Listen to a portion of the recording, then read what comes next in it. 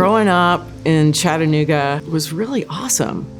I was the only girl of 5. We went down into the woods behind our house. We made forts and played with all my brothers. We would eventually hit the Tennessee River.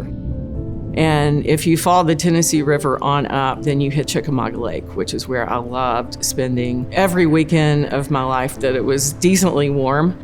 It was a great, great, great childhood. Although I went to church Sunday morning, Sunday night, and Wednesday night, I had little to no relationship with Jesus. It was more of a works-based relationship, I guess you would say. I was sick more than I was well with asthma and allergies, so I felt really distant and scared when I went to school, that I was sort of separate and not as smart as some of the others, and so I had a lot of insecurity socially and would just as soon be at home with my mom. My boundaries are broken down at an early age. When I was around 8 and 10, I was sexually abused by an older guy that I really idolized. And I felt powerless to say no. I thought that's what I had to do.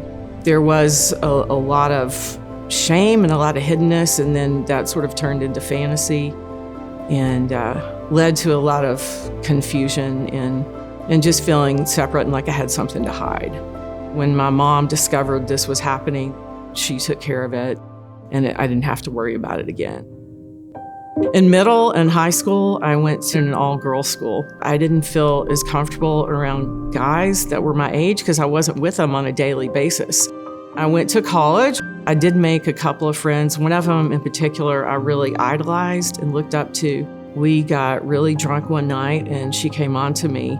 I felt like, again, the same feeling that I had felt when I was 8 and 10, that there was no way that I could say no. So that led me into a lot more confusion.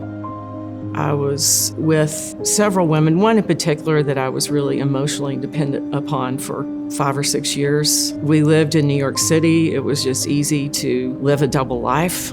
But if you look at the pictures of me, you can see in my eyes, I am absolutely miserable. You know, this is not what I wanted. I do want to be married. I do want to have kids. And I was still always attracted to men, but there was an intimidation factor there.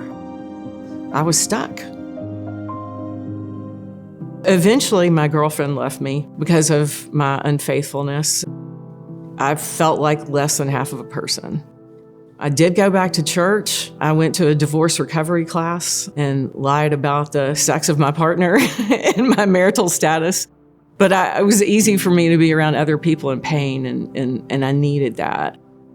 I went to the Christian bookstore to buy Christian music. I thought that would help me out. The Lord led me to a self-help section, and I only saw one book, and it said, Pursuing Sexual Wholeness, How Jesus Heals the Homosexual. I devoured that book, but I was still stuck. I needed a healing community. There was a phone number in the back of the book, and I called it to see if they had any groups, and they said, yes, absolutely.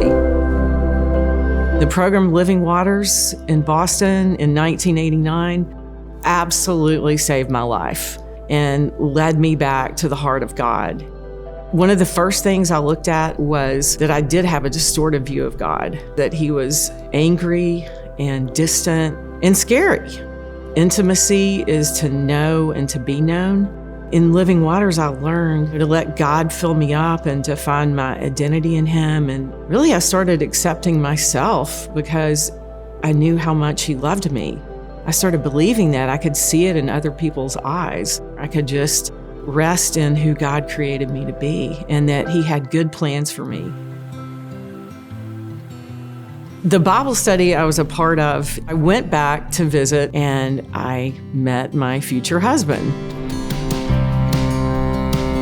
I'm so thankful that I didn't miss out on the blessing of Tim and my daughter, that I could be healed and ready to be a mother, be a good mother.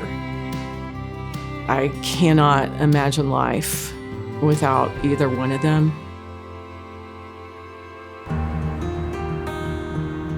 The first time we visited Church of the Apostles, we were 100% sure that this is where the Lord was calling us to be. I have grown so much. I've had some of the best Bible teachers in the world. I am so grateful that I got to raise my daughter here. In 2002, I went to one of the pastors on staff here and counselor, and I asked him if he knew of anybody in the church that needed a deeper healing program to be a part of. And we've been running ever since. Healing does not happen in isolation. Healing happens in community. Living Waters is for any kind of brokenness, either relational or sexual, any area in which you're stuck. Living Waters is a great place to get rid of that baggage, whatever it may be. It's God's love healing. It's Jesus who bears our wounds on the cross. If you think of it like a river, we run into obstacles, into rocks, but the river will find a way. The living water springs up in us, up into eternal life, and it quenches our thirst. And Jesus is the living water, renewing us, teaching us, guiding us, comforting us. There is no reason to have a group without Jesus being the center.